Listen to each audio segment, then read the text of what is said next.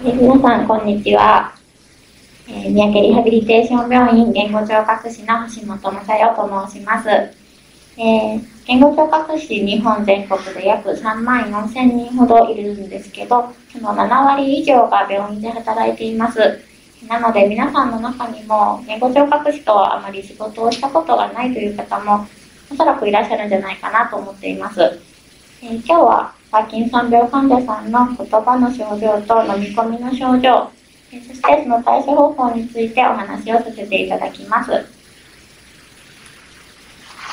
まず、言葉の症状についてです。一番多いのが、声が小さくなる、かすれ声になってしまうなどの音声障害です。言葉の症状を示す方の約9割にこのような症状が見られます。その他の症状として、早口になってしまうと思ったような話し方になってしまうといったような、症状、それから抑揚の乏しい単調なお話の仕方になってしまうという症状、それとあと高音障害が見られます。高音障害の特徴として口の動き自体には大きく問題がないんですけど、お話をするという場面になるとうまく口が動いてくれなくて、はっきりとしない、ろれつの回らない感じの話し方になってしまうというのが特徴です。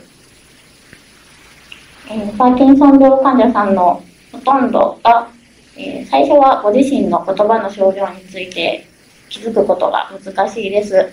なので、聞き取りにくい状態でそのままお話をしてしまって、どうしても、会話をしている相手に聞き返されてしまう。そういったことが続いていくと、だんだんと話すことへの自信を失っていってしまいます。その結果、会話を避けてしまう、電話を避けてしまったり、外に出ることを避けてしまったり、人と会うことを避けてしまったり、そういった風になってしまうと、喉を使うこと、口を使うことっていうのが減ってしまうので、言葉の話しにくさっていうのは強くなってしまいます。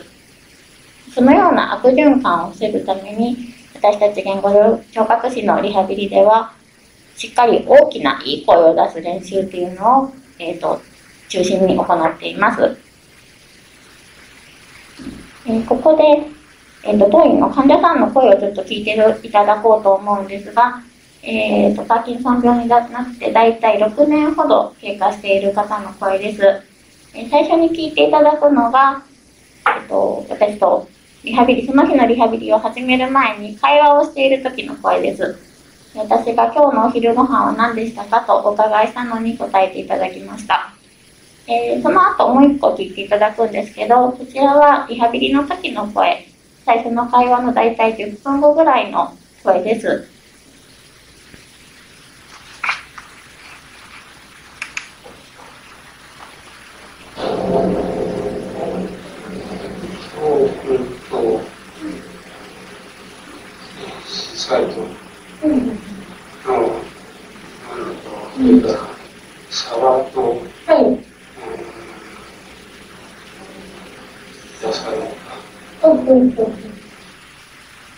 練習中の声ではどうぞ。おはようございます。お願いします。薬をください。喉が渇きました。今日の晩ご飯は何ですか？リモコンを取ってください。ありがとう。お疲れ様でした。また明日。はい。同じ方の間が10分しか空いていない、同じ日の声とは思えないくらい、声の質が違いますし、口もはっきりと大きく動かして、本当に普通の人たちと同じような声でお話ができていたことがお分かりいただけたかと思います。まずはご自身の声が小さくなっているということに気がついていただくということ、それから私たちにとっての普通の声、会話をするのに必要な大きな声がどのくらいご自身では声を出さなきゃいけないかっていうのを改めて思い出していただくこと、そしてそのいい状態の声をいつもの声に、いつも使う会話の声にするために練習することがリハビリの目標になっています。そのいい状態の声をいつも使う声にするために、まず大切なのは普段使う言葉で発声練習をすることだと思います。さっきも挨拶のおはようございますとか、そういった言葉を使っていたんですけど、はい、皆さん家の中で必ず使うような言葉をあえて発声練習の場で使って、その言葉を生活の中で使うときに、あ、そうだった、大きな声を出すんだったっていうふうに思い出してもらうということが大切かなと思います。そしてやっぱり何より、毎日コツコツ続けられるということはとても大切なので、そのためにはその方にとって楽しい課題で練習をしていきたいと思っています。入院患者さんのお一人の方に、野球の長嶋茂雄さんの現役引退の時の会見のスピーチをちょっと読んでいただいたことがあるんですが、その方がその文章を見ながら、これテレビで見たわっていうふうにおっしゃっていたので、ここはマウンドだと思って、皆さんあなたの方を見ているので、長嶋さんになりきってしっかり声を出してくださいとお声かけしました。そうすると本当に普段の声からは想像できないぐらい、本当にいい声で上手に読んでくださって、ご本人さんも自分にこんなに声が出るんだと、驚きながらとても喜んでいただいた経験があります。やっぱりそういうことがあると少し自信がついたようで、それからしっかりと声が出することが増えていきました。皆さんの利用者さんのお家にお伺いした時だったりに、その方がお好みになりそうな内容で、ちょっと一緒に声を出しましょうと、楽しく発声練習を促していただけたらいいかなと思います。ちょっと認知機能が落ちている方だったりとか、目が見えにくくて音読をするのが難しいという方に意外と使いやすいのがことわざです。こちらが犬も歩けばとか、笑う角にはとか、途中まで言って続きのところを大きな声で言っていただくという方法で、割とどの方も考えながら声を出すという特訓にもなって楽しんでやっていただけます。どうしてももう声が出ないという方は、両手をぐーっと押し合わせながら喉にも力を入れてあー、このような声の出し方をすると皆さん割と声が出るので、ちょっと試していただければいいかなと思います。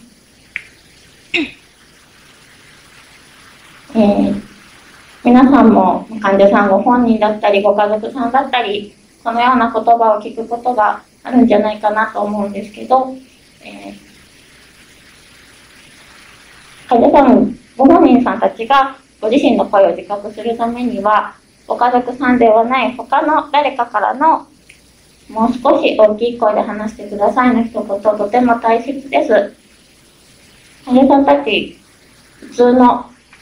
私たちが普段話しているぐらいの声の大きさで話すのには、本当にすごく力が必要なので、そのごくごく普通の私たちにとっては普通の声の大きさで話しているんですけど、ずっと叫んでいるような気分になるようです。ちゃんと声が出ているときに、今の声良かったですよっていう一言をかけてあげることもとても大切なんじゃないかなと思います。励ましながら一緒に楽しく発声練習をして、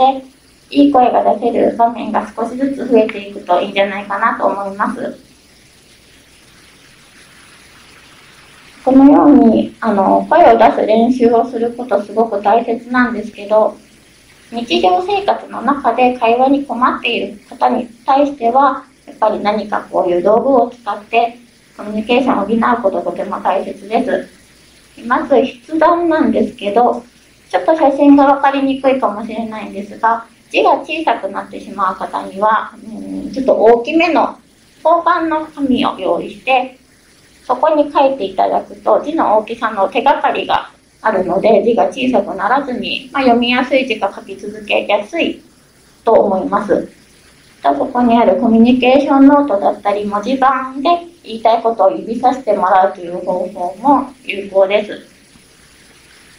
トイレのことだったりとか、痛みや体調に関わること、暑さだったり寒さだったり、その方がおそらく早く伝えたいだろうなっていう内容は、一つの紙だったりページだったりにまとめておくと、認知機能の低下がある方にとっても情報量が減るので使いやすいものになります。最近はこのようなアプリがたくさん開発されているので、機械に強い方であったりは、そのようなものをスマートフォンなどに入れておくと、持ち運びもしやすく使いやすいのかなと思います。早口が話しにくさの主な原因になる方には、右下のペーシングボードが有効です。色分けされているマスを一つ一つ指さしながら話すことで、発話速度を調整することができます。少し練習が必要かもしれないんですけど、うまく使えるようになるとすごく効果のある方法なので、ちょっと進めてあげてもらえればと思います。